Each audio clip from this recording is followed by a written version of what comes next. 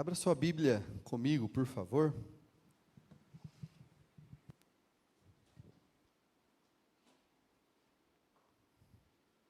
No Evangelho de Lucas, capítulo 22, a partir do versículo 39. Lucas, capítulo 22, a partir do versículo 39.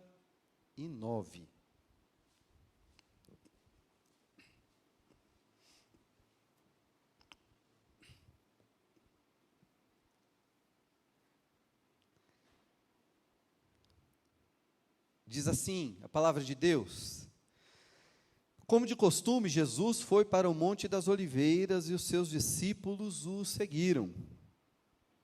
Chegando ao lugar, ele lhes disse: orem para que vocês não caiam em tentação.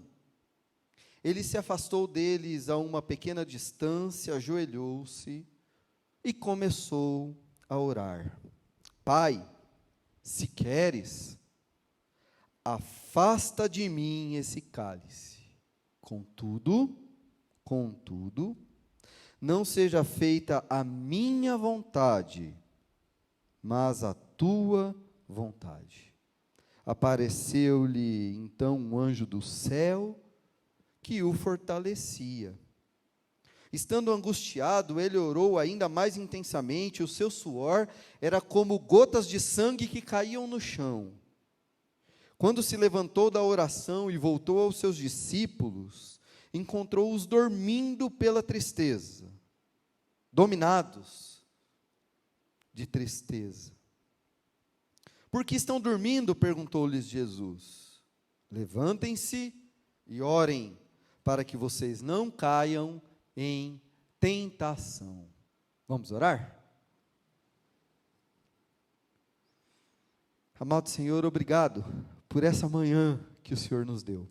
Obrigado pelas tuas misericórdias renovadas sobre a nossa vida. Obrigado pelo teu amor derramado em nosso coração. Obrigado, Senhor, por este lugar, por esse tempo de adoração. Obrigado, Deus, por podermos estarmos conectados com irmãos e irmãs através da internet. Obrigado, Senhor, pela tua palavra que é viva. Obrigado, Deus, por podermos orar a Ti em nome de Jesus, crendo que o véu que nos separava de Ti já não separa mais. E que por Jesus e com Ele nós temos livre acesso ao Senhor, à Tua presença santa, ao Teu colo, ao Teu coração, a ouvirmos a Tua voz. E por isso te pedimos, continue a falar conosco, Deus, e abra a nossa vida para a Tua palavra, que ela nos toque no mais profundo do íntimo de cada um, que ela venha como remédio para as nossas feridas, como direção para as nossas incertezas, como renovo para as nossas forças, como consolação para a nossa alma, Pai. E que o Senhor nos fortaleça e ajude, nos encoraje para que a coloquemos em prática. Nós oramos em nome de Jesus. Amém. Amém. Aproveito também para cumprimentar aqueles que nos acompanham pela internet. Deus abençoe a sua vida nessa manhã.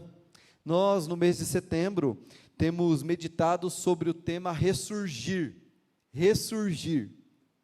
E nós temos percebido que Deus é especialista em fazer ressurgir vida de onde parece só haver morte.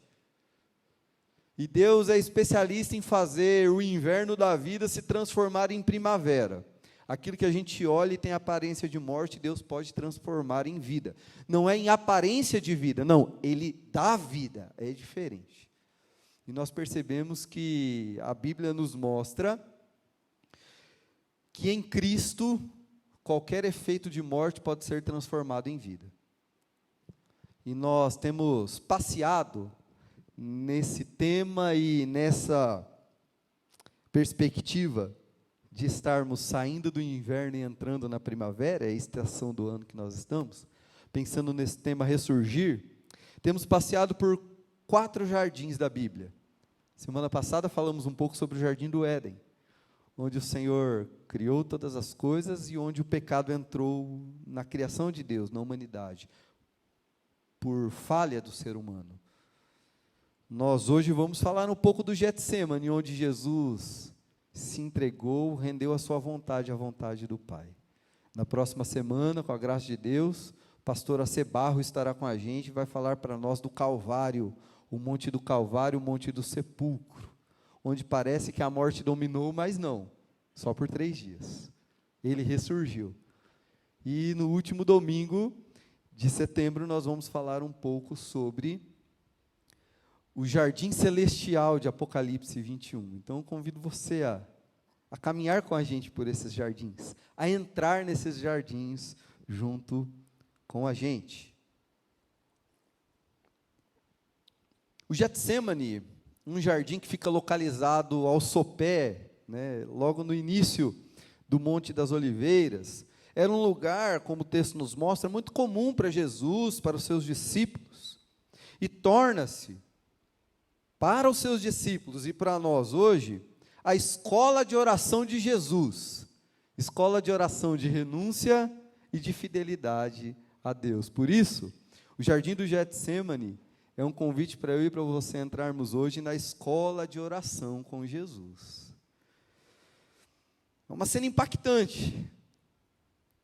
Há uma bela música que diz: no Getsemane foi que o meu Jesus chorou, entregando-se ao Pai mais uma vez. Uma cena impactante, uma noite escura. É o destino final do momento anterior em que Jesus estava jantando com os seus discípulos no cenáculo, lavou os pés dos seus discípulos, disse que um deles o iria trair, chegou e falou para Judas: Judas, vá e faça o que você tem que fazer. E lá, no final do capítulo 3 do Evangelho de João, diz que Judas saiu para fazer o que tinha que fazer, e era noite, uma noite pesada e tenebrosa.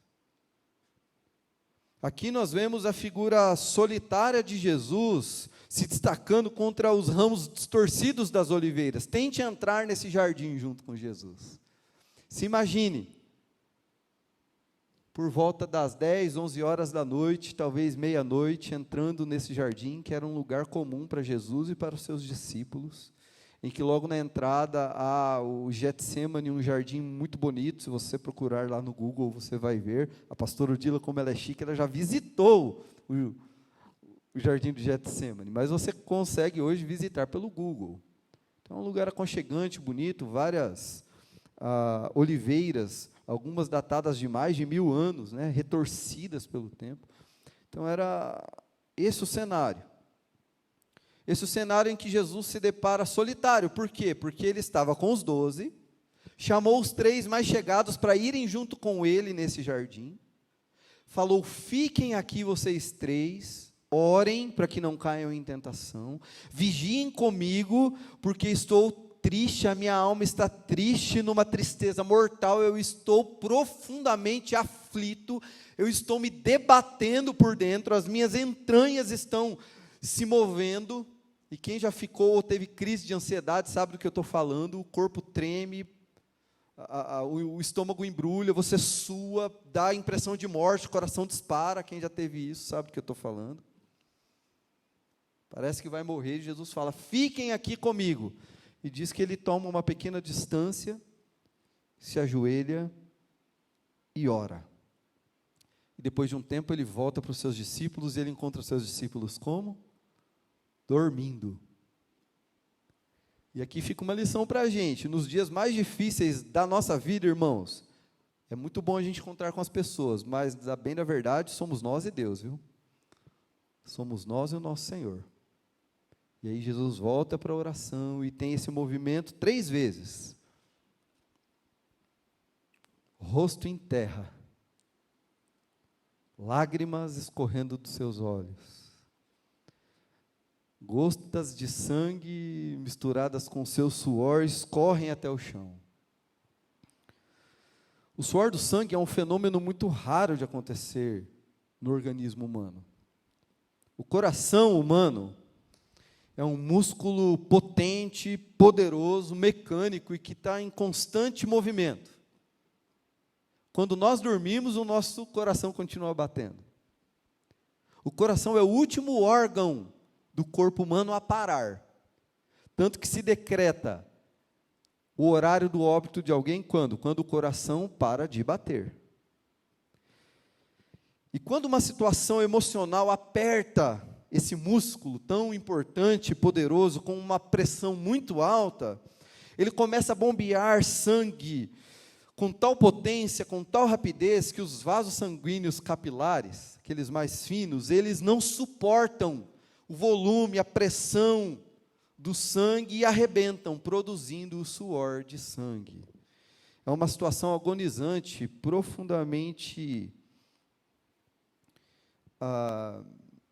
aflitiva, é uma aflição profunda do coração. O humano Jesus, então, aqui no jardim do Getsêmani, está profundamente aflito e angustiado e ansioso. Talvez você esteja hoje assim, nesse dia, aflito, angustiado, ansioso, porque, a bem da verdade, a gente está vivendo num tempo que está pressionando o nosso coração, não é? Causa uma angústia mesmo, uma ansiedade, a gente perde o controle, a gente não sabe o que vai acontecer, nossa rotina é mudada, isso mexe muito com a gente, a nossa vontade. Ninguém perguntou para a gente se podia vir o coronavírus, ninguém. Perguntaram para você? Para mim também não. Ninguém perguntou assim, posso mandar um vírus para tua filha não poder ir para a escola? Posso mandar um vírus para você não poder ir e vir onde você quer? Posso dar um vírus para você ter que estar na igreja com lugar limitado, demarcado, de máscara, não conseguindo cantar direito? Não, ninguém perguntou.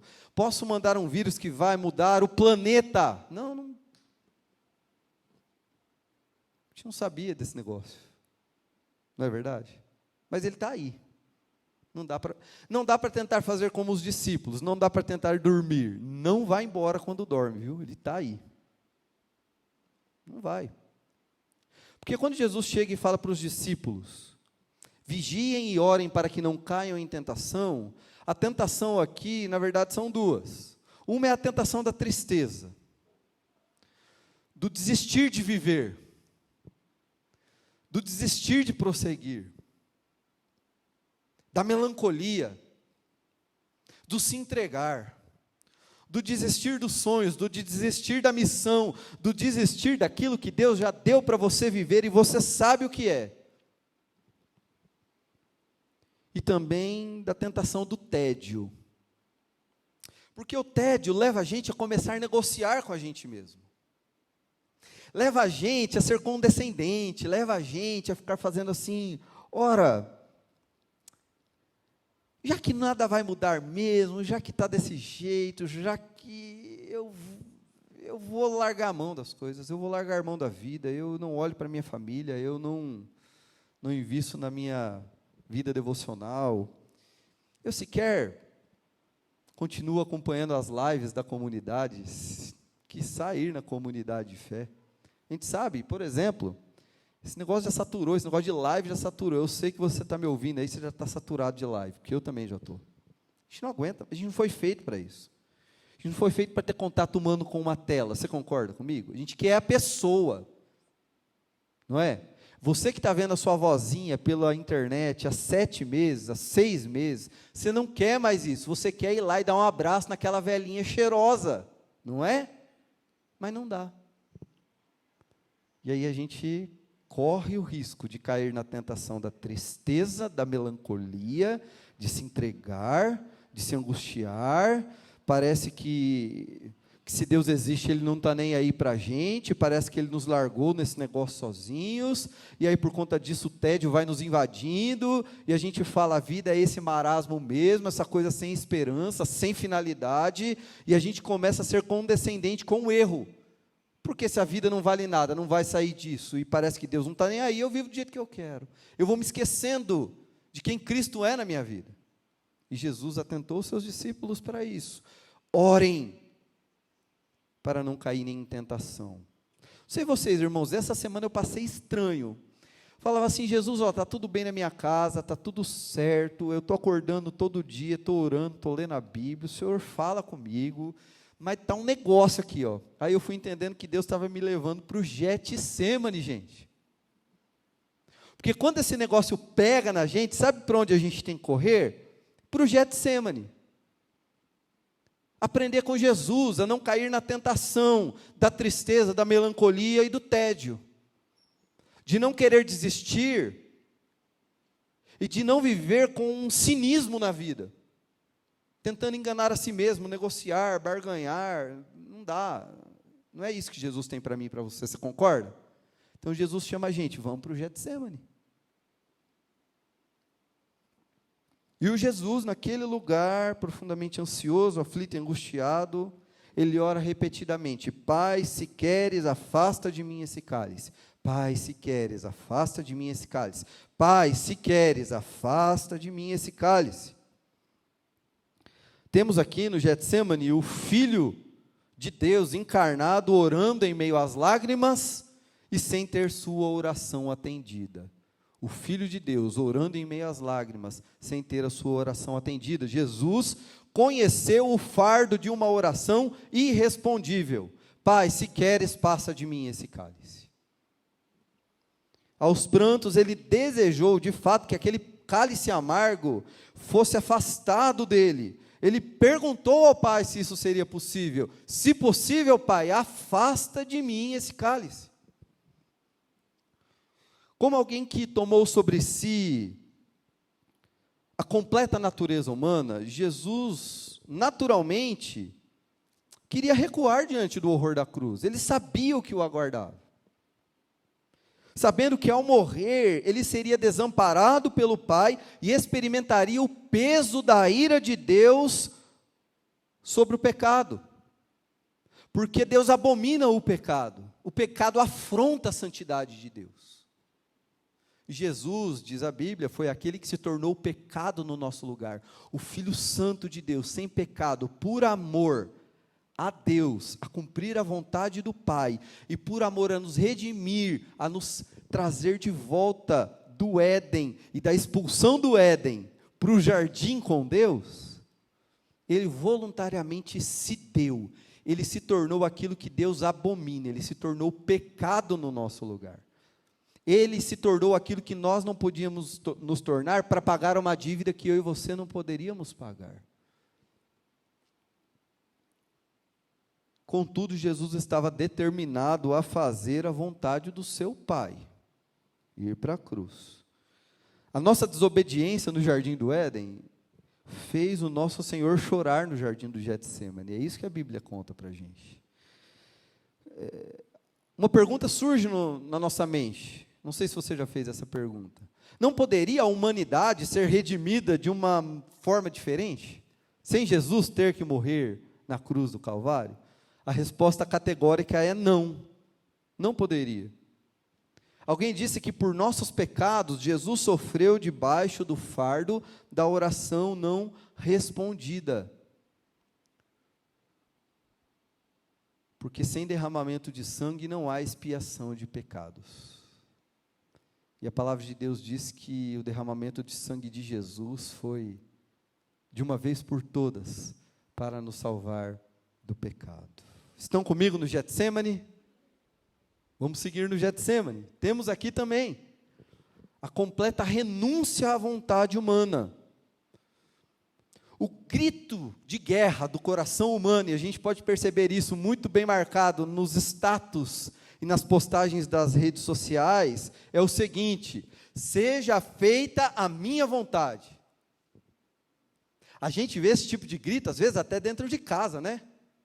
E muitas vezes por coisa pequena, pela temperatura da comida, pela toalha em cima da cama, por deixar a tampa da patente aberta, por chegar cedo ou por chegar tarde, por não arrumar a cama,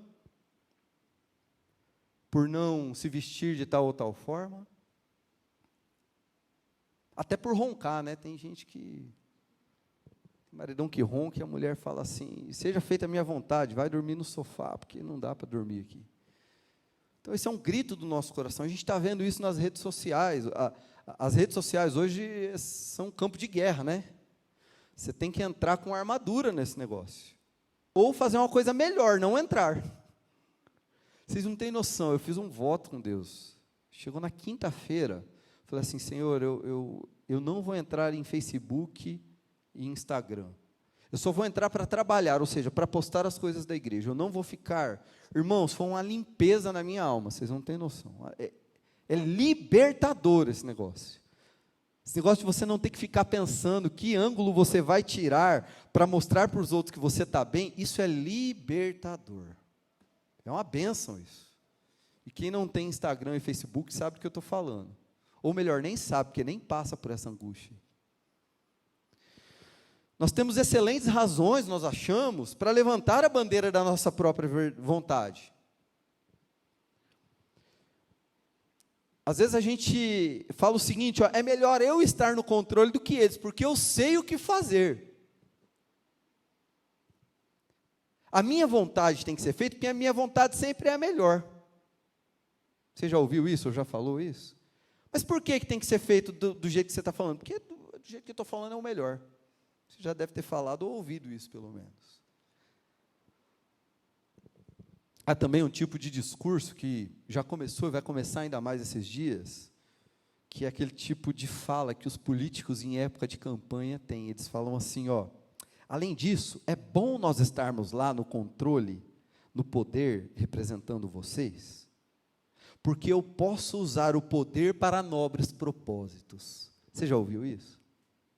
Já deve ter chegado um monte de recadinho para você. Ó, fulano de tal, sou pré-candidato, já chegou para você?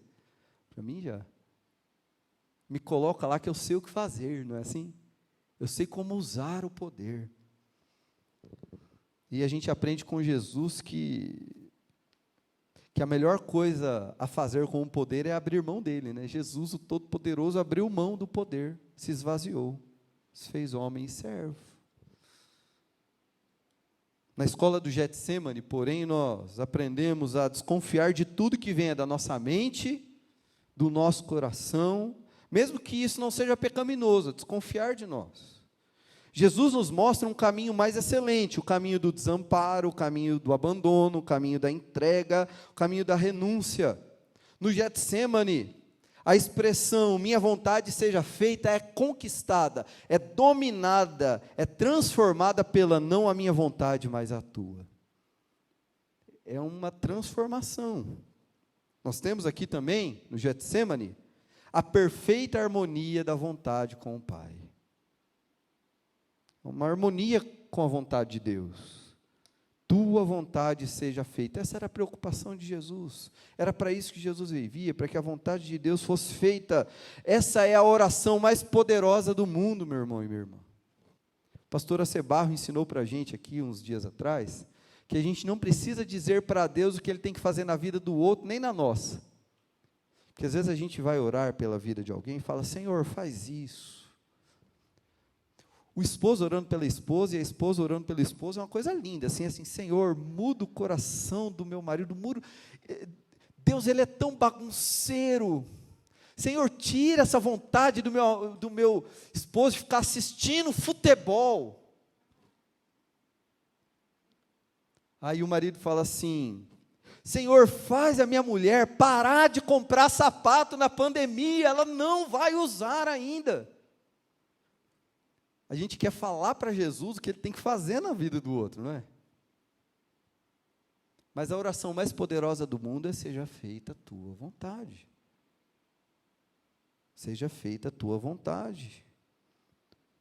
Irmãos, aplaudir a vontade de Deus, cantar, nós vamos fazer isso daqui a pouco, cantar a vontade de Deus. Dizer, eu entrego tudo. Você já prestou atenção nessa letra? A letra dessa música, a entrega, ela é pesada, viu? É uma delícia cantar essa música. O ritmo é uma delícia, mas ela fala, eu entrego tudo a ti, meus sonhos rendo a ti. Os meus direitos dou. Não é assim que a gente canta? O orgulho eu vou trocar pela vida do Senhor. Eu entrego tudo a ti. Não está falando eu entrego 1 hora do meu tempo no domingo às 10 da manhã às 11. Se chegar 11h15 eu começo a ficar de bico. Não. É assim, ó. Eu entrego tudo a ti. Então, aplaudir a vontade de Deus, defender a bandeira do Evangelho, falar dos costumes, falar que tem que ser assim ou tem que ser assado, fazer campanha na internet por usos e costumes, isso daí é fácil, gente. Fazer a vontade de Deus, ou mesmo lutar para cumprir a vontade de Deus, não é difícil. O difícil é quando os propósitos de Deus vão contra a nossa vontade, aí é difícil. Quando o que Deus tem reservado para mim e para você afrontam aquilo que a gente queria que Deus fizesse. E aí é que começa a luta.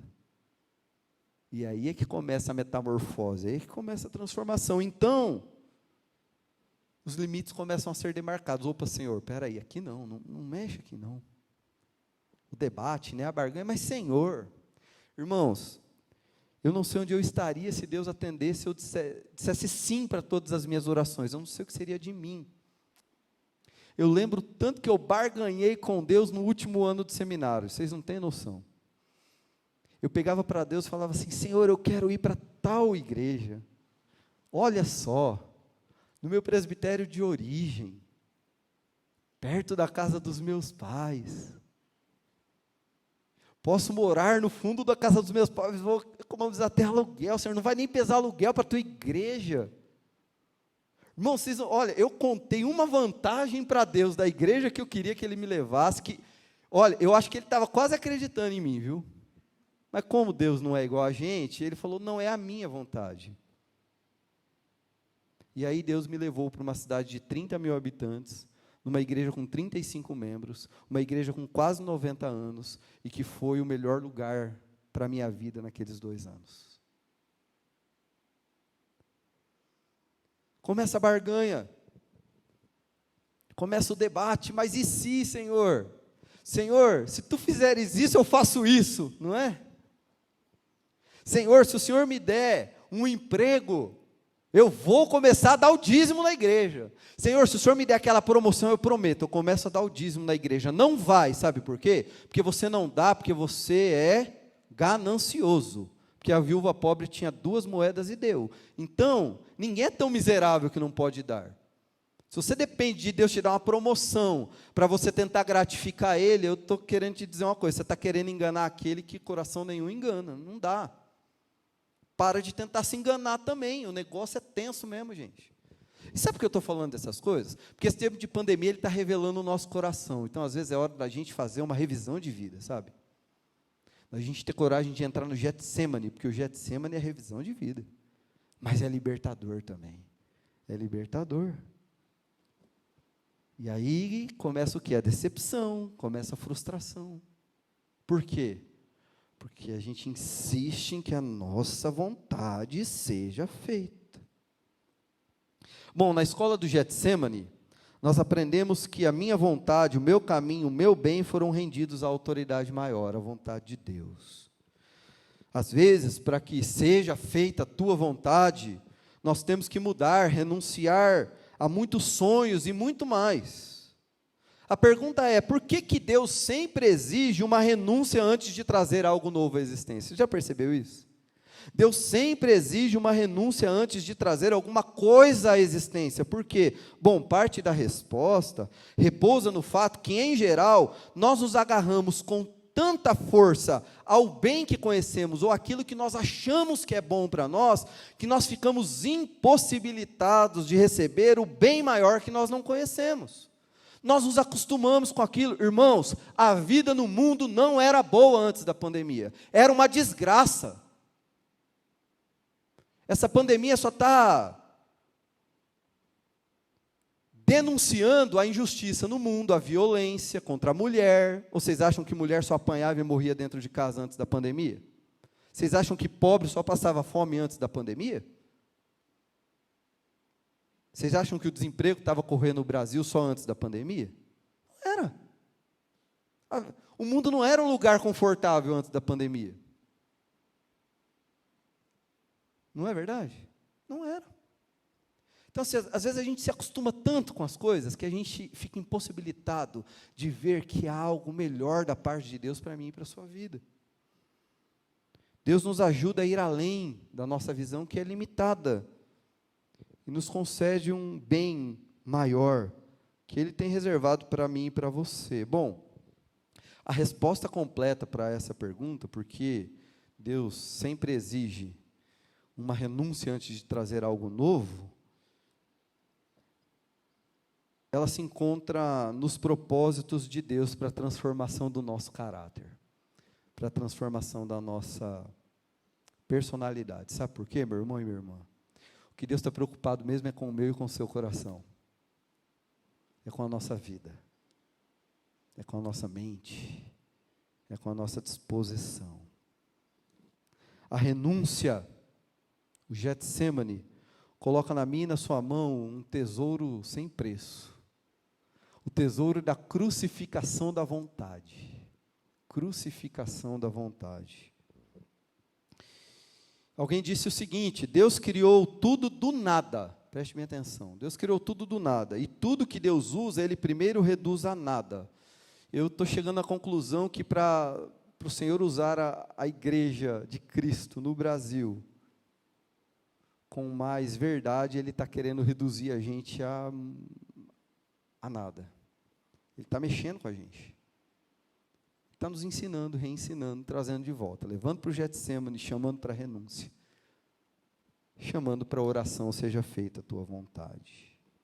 Esse, meus irmãos, é um processo.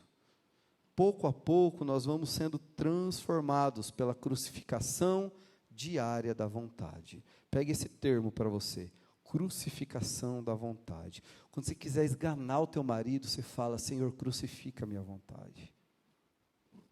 Quando você quiser tacar um tijolo no cachorro do vizinho, você fala: Senhor, crucifica a minha vontade. Quando você quiser chegar e brigar com o cara do ovo, que passa na sua casa, para na frente da sua casa, a hora que a tua filha está dormindo e acorda ela aos prantos, você fala: Senhor, crucifica a minha vontade. E quando você quiser seguir os seus projetos na sua vida, sem se render aos projetos de Deus, peça para Ele: Senhor, crucifica a minha vontade. Essa transformação, meus irmãos, não é como num tornado, que muda tudo de uma vez. Ela é como um grão de areia numa ostra. Vai incomodando, incomodando, incomodando, e faz a ostra trabalhar. A hora que vê, aquele grão de areia vira uma pérola. A Bíblia mostra para a gente que o Getsemane, a crucificação da vontade, está sempre ligada à vida e à ressurreição. Lá em Salmo 30, versículo 5, diz assim: ó, o choro pode durar uma noite, o Getsemane dura uma noite, mas a alegria vem pela manhã, a ressurreição. Depois do Getsemane tem a ressurreição.